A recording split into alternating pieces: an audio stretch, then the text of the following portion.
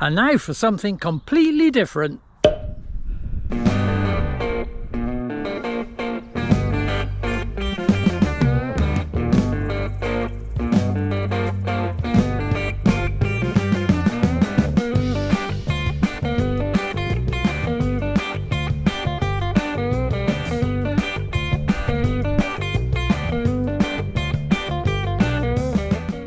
Yes, we are out on a bike ride. My first ever filmed bike ride, and in fact it's only my second bike ride of 2025, and I didn't do any in 2024, so I have no idea how this is going to go. I've not filmed on the bike before, so that's an unknown. My fitness is definitely unknown, because although I walk a lot, surprisingly, when you come to get on the bike, you actually find you're not very fit at all. And that applies especially on the uphill sections. And I've already ridden up 3 hills already. I didn't film the earlier part because it's kind of towny and on main roads. But I'm on the country lanes now, so I'm going to start filming now. And whatever happens, it'll be an awesome ride anyway. And I hope you're going to join me for the film. We'll see how it turns out. I'll catch up with you in a minute. Right, let's go.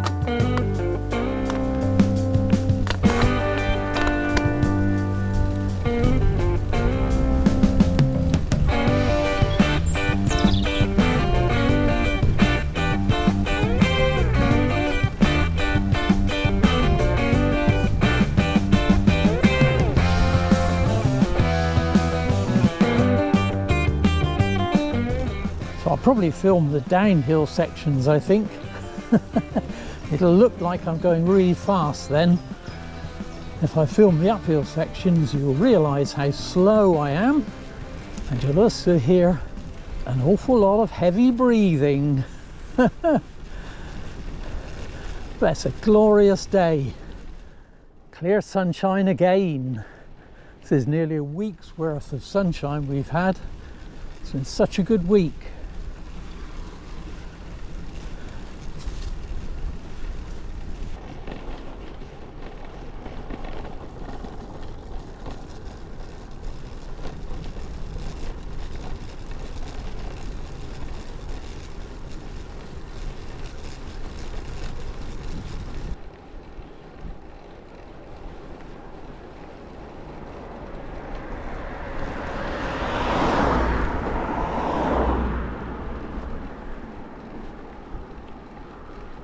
So we just arrived in Lytchett Matravers,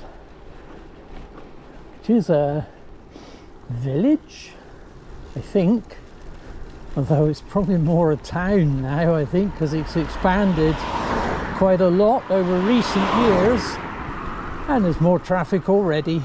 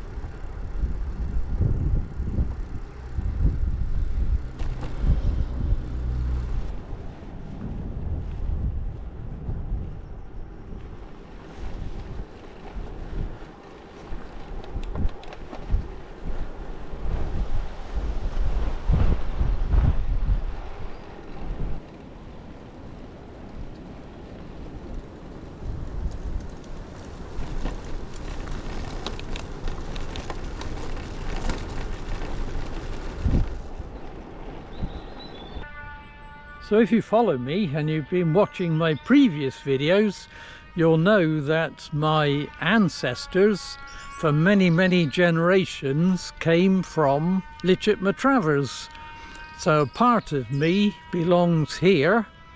My mum's maiden name was Dolman, So her dad was a Dolman, and so therefore 25% of me is Dolman and Lytchett Matravers based.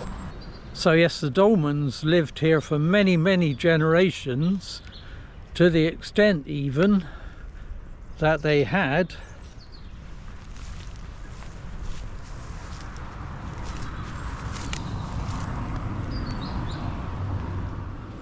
a road named after them, and the road is Dolman's Hill, and that was named after the Dolman family because this is where they lived.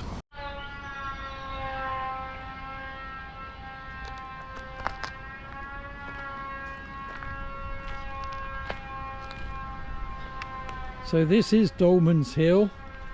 I could cycle down it and see the cottage where the Dolmans, in fact there's a couple of cottages I think the Dolmans used to live, which I showed in my previous video, but if I go down there I've just got to come back up again and that'll be one more hill I can do without.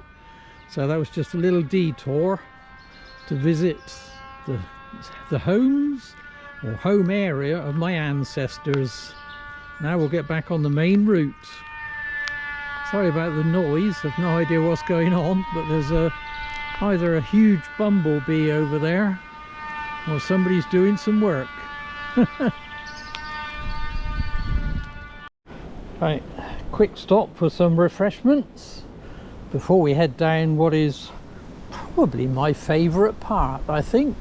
And this is a hill that's in front of me, a steep hill that I've got to go down and not up.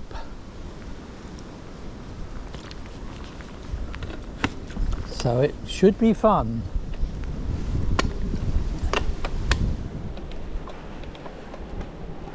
And it's a hill that's well known to me from my teenage cycling days.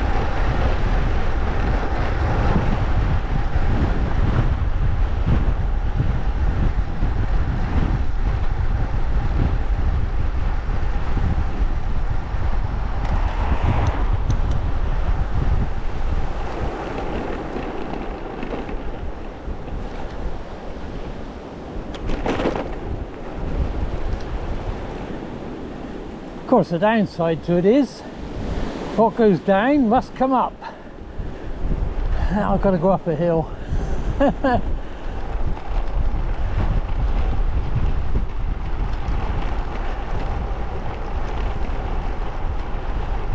back in my younger days, when I was a racing cyclist, that was one of the hills we used to use for our hill climbs. So that's when you start at the bottom of the hill, go off one at a time and see who can get to the top of the hill the quickest. And it involves some precision timing, that, because obviously it predates any kind of mobile connection. So the timekeeper at the top and the timekeeper at the bottom had to synchronize their watches carefully, let everybody go at precise times in order to get the accurate time record. So it was quite a logistical exercise with a load of bike riders, but it's good fun. Second part of the race was even more fun, because you used to start at the top of the hill and then you used to just, without pedaling, roll down the hill and see who could get the farthest before they ran out of motion and had to put their feet down. That was easier. Yeah, good fun, good days they were. I used to enjoy my cycling.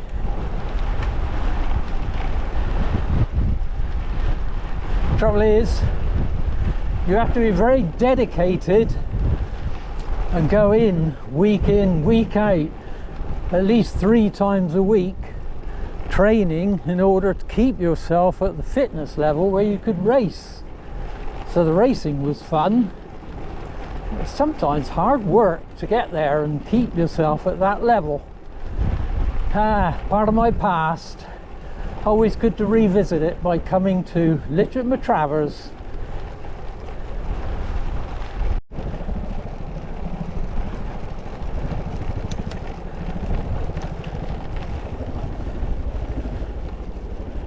So the upward climb spreads out in front of me. So I'm going to switch the camera off and I'll see you at the top.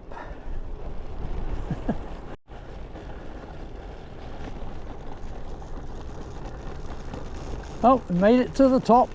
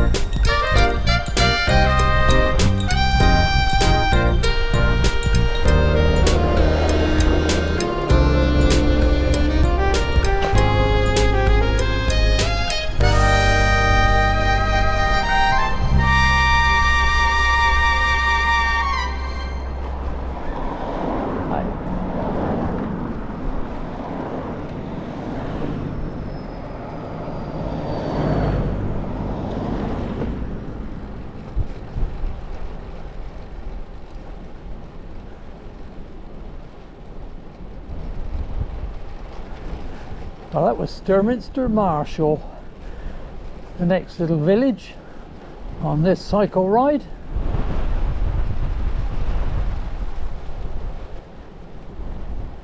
At a short distance from Sturminster Marshall is another of Dorset's old mills and an even older bridge.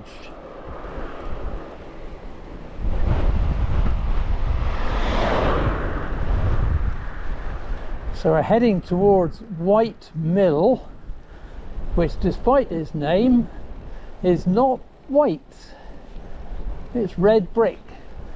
But the bridge beside the mill over the Stour dates back centuries.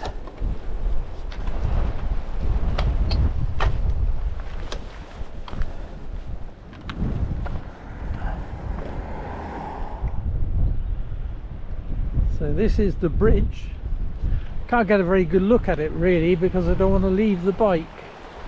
I need to go onto the riverbank to get a proper view, but yeah, dates back centuries, this bridge, or the foundations at least.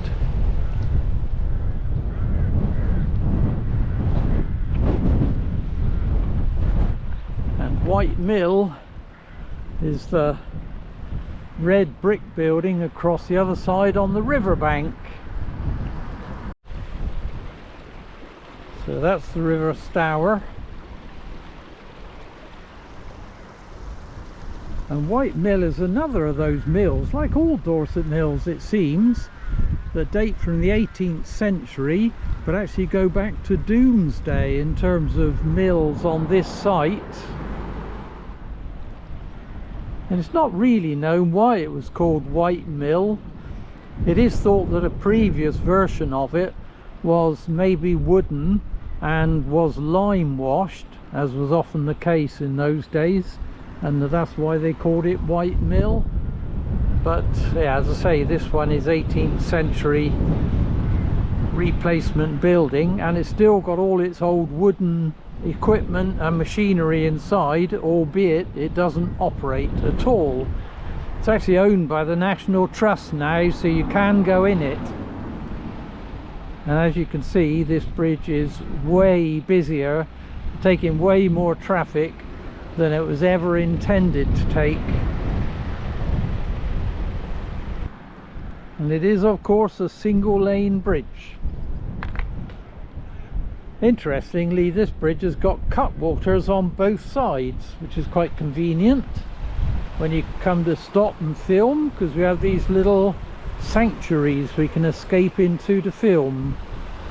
But often bridges had cutwaters. That's these pointed bits which go down to, where would that be better, go down to the water. The idea being they were on the upstream side, and that would cut the water while the river was running to kind of deflect some of the pressure from against the parapets. Anyway, so that's White Mill and its well-known bridge. And looks like somebody's doing something in the field over there. There's a lot of dust being kicked up.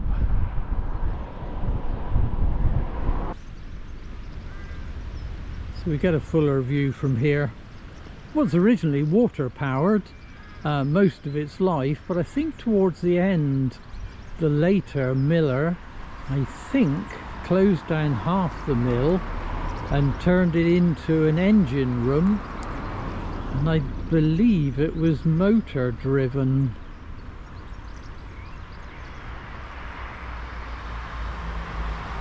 But yes, in the hands of the National Trust now.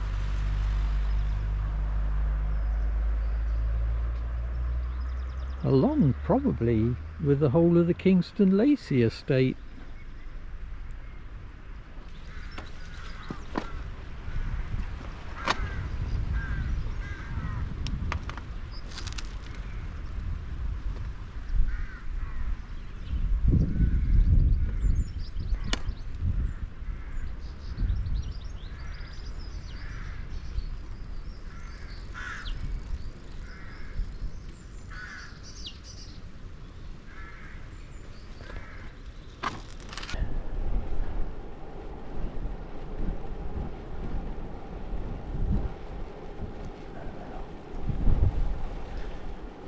So we've left White Mill behind and we're on another little country lane now, heading towards a little hamlet called Cowgrove. And if I take this road right to the end, it will lead us into Wimborne in East Dorset. And I probably won't do that. But this is a lovely road to cycle. It is difficult on the bike because there seem to be limited numbers of country lanes that you can string together to do a day's riding without going on main roads. The government seems to spend a lot of money on cycleways in town, which they build beside busy main roads, which are no fun to ride with anyway. But unfortunately we don't have that many cycle routes really. I mean, even routes like this is a lovely country lane, but even this, it's getting busier. I suppose people are avoiding the main roads and doing these rat runs down the country lanes instead. But it's a lovely route to ride. And I haven't quite timed this one to perfection today. Normally, before I go on a bike ride, I'll check out the weather forecast, not to see if it's going to rain, but to see which direction the wind is in. Because I always like to have the wind against me on the way out and have the wind with me on the way back. And I haven't quite succeeded in doing that. I think it's partially in front still, headwind. My thinking is that when I'm getting a bit tired, I can have the benefit of a wind behind me. I think what I really need is when I get a bit tired to have a bit of electric power behind me. So maybe I'm coming up to that age when an e-bike might be good. But I'm kind of resisting it, being a purist at heart and an ex-cyclist as well, well, ex-racing cyclist. I'm kind of resisting that for as long as possible.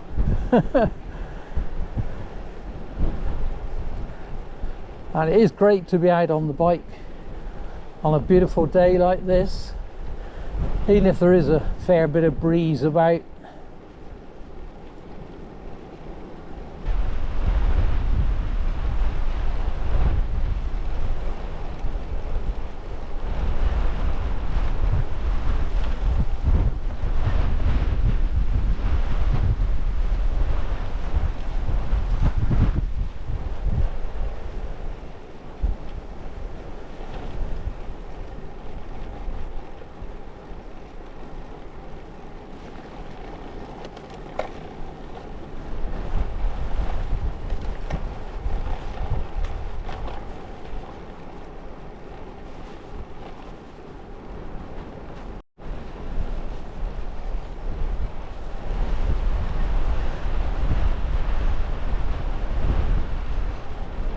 So we're approaching Cowgrove now.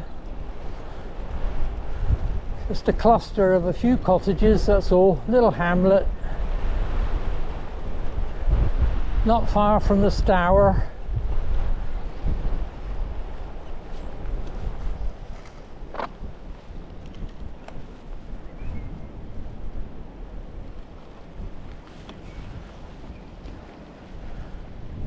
And with its own little duck pond.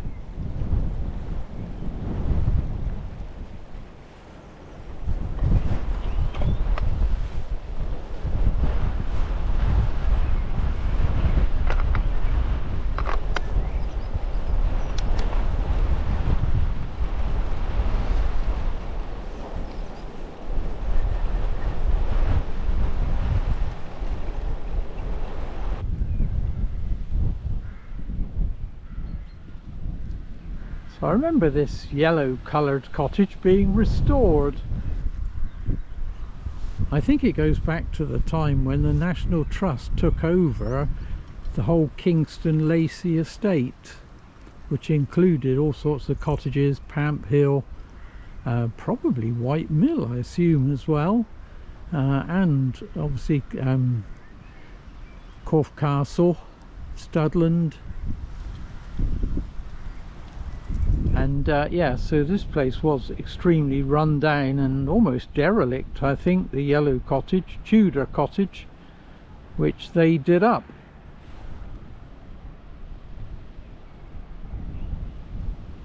So it's yeah, a very old cottage that was saved, I think.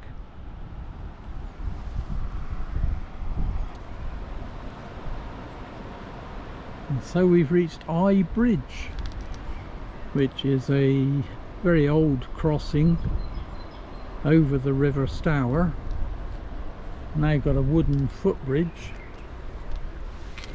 which has been here as long as I can remember,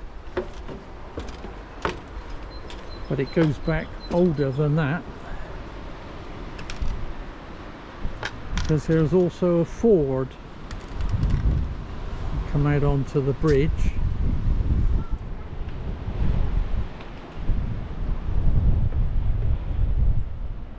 There's a weir, don't know if it'll come out on the video, there's a weir crossing the river down there, and just beside that is a ford. You wouldn't drive a car through it, but tractors, the farm tractors, go through there from bank to bank, because the farm goes both sides of the river. But it's a very popular spot in the summer. Oh, some 3 little egrets down there as well. But yeah, very popular spot, but it's one where swimming and going in the water is not actually recommended, because of the state of the water really, and people have been known to get ill, but people still do it. That's looking upstream. There's a wonderful sunlight flickering off the River Stour.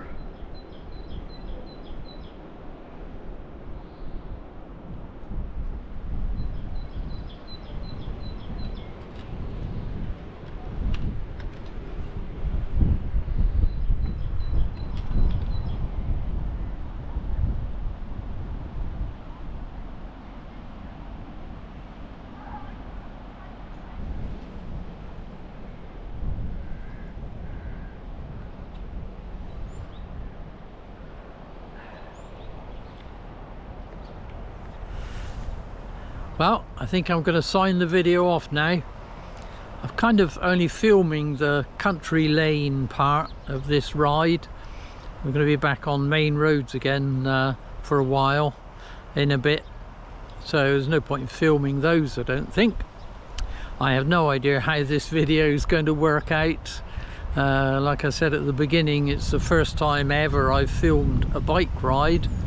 If you follow me, you'll know that my videos are actually walking videos, but I wanted to film a bike ride. Whether I do any more or not, I don't know. If you're watching this, then presumably I have decided that it's worth putting out on my YouTube channel, and if you are watching it and I've done that, then please do put a comment up and let me know what you think. Does this work as a video to watch? I'd be interested to know what your thoughts are. Anyway, it's been a great ride. It'll be around 20 miles in the end, which is not bad for the second ride of the year. It takes quite a long time to acclimatise to cycling. Firstly, the muscles, because you don't use the same muscles for riding as you do for walking, so they need to acclimatise. The second thing is that a certain part of my anatomy has to acclimatise to sitting on that solid leather saddle. And it always takes me a few rides to get back into that. Anyway, I've enjoyed my ride. I've enjoyed filming it. I hope if it goes out that you'll enjoy watching it. So thanks so much for coming with me. I hope you've enjoyed it. I've loved it as always. But for now, this is me, the Dorset Rambler, saying until next time.